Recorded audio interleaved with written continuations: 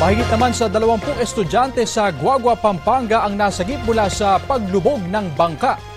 At dito naman sa Pangasinan, isang bangkay ng babae ang natagpo ang nakalibing sa beach sa Lingayen.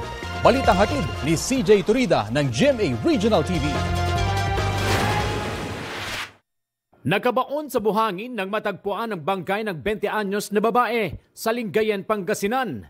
Natuklasan ito ng pulisya isang araw matapos ideklarang nawawala ang biktima. Sa kuha ng CCTV, nahagip ang paglabas ng babae sa isang building. Hawak ang kanyang cellphone. Nakikita namin, sinusundo siya ng boyfriend niya. Bumabalik naman po siya before 10 p.m. Kita rin sa iba pang kuha na naglalakad ang dalaga hanggang sa dumaan pa siya sa barangay hall. Hindi na raw nakapasok sa paaralan ng biktima kaya idineklara siyang nawawala.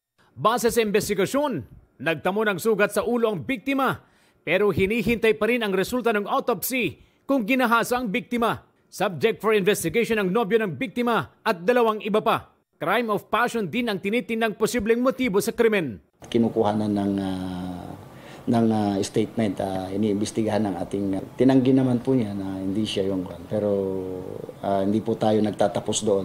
Patuloy na sinisikap ng GMA Regional TV na makuhanan ng pahayag ang kaanak ng biktima.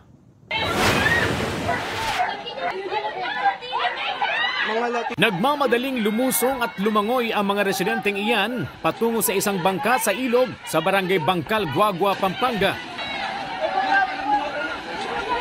Ang bangka unti-unti nang lumulubog.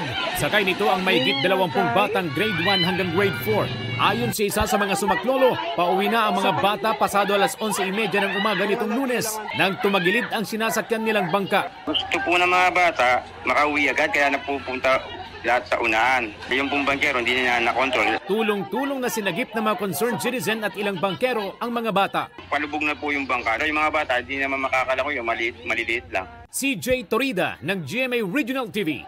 Nagbabalita para sa GMA Integrated News.